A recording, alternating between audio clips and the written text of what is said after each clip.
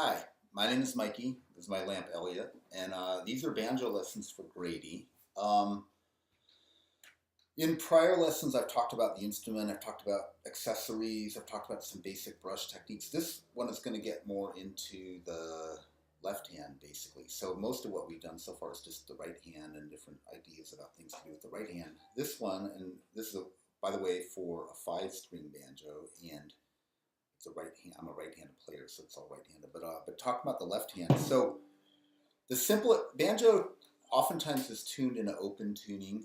This is an open D. Sorry, open G, not open D, open G.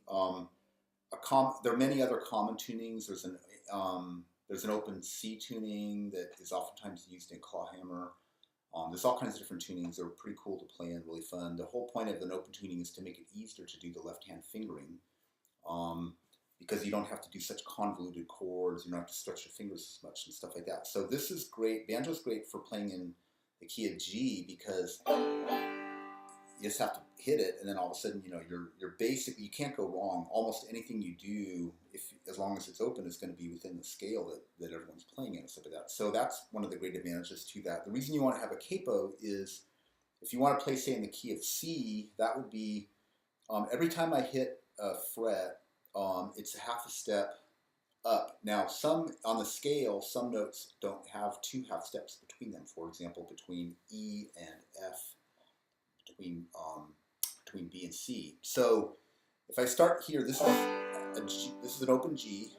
This is a G sharp. If someone ever said, "Hey, can't you play that song in G sharp?" Well, you can. All you have to do is do what's called a bar, B-A-R-R-E, a bar chord, which is just put your finger here. Now, a capo makes it easy because you don't have to hold your finger there and do weird stuff with all the other fingers while you're holding your finger. Instead, the capo does all that work, and you can just play, basically. So here's a G sharp, here's an A, that's the second fret, B flat,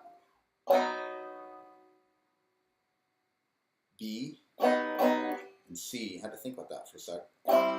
Here's C. So basically, the beauty of a capo is, say someone says, "Hey, we want to play in C." C is a really common key to play in. C is also very welcoming to singers. So if you're ever having a sing-along, a song in the key of C usually can fit most people's vocal pitch as well and stuff like that. So C is a great key for sing-alongs.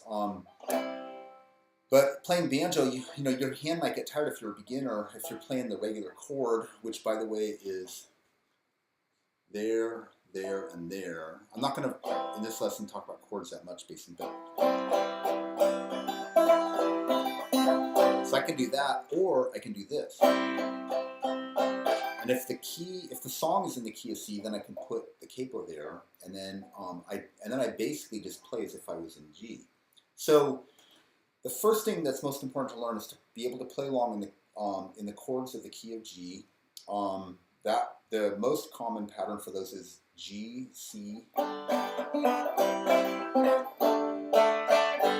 That last one was a D, so G and C, D and G. So G, C, D.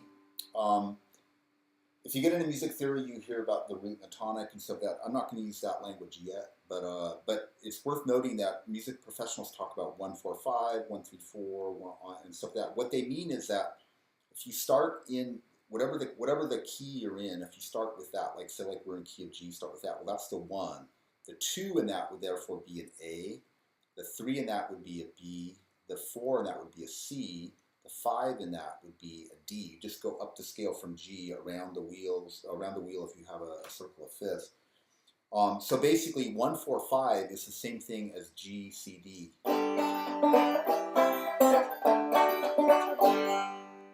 And then if you have a capo and you want to play that in the key of C, you would put the capo at the 5th fret, and now, which is the same thing as a bar at the 5th. And remember that 5, 1, 2, 3, 4, 5, G, A, B, C, D, wait a minute, 3, sorry.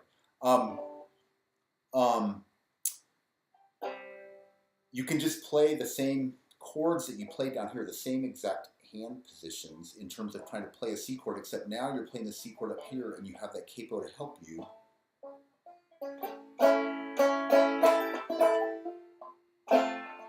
actually, that's it. That's the C. I was playing a E position.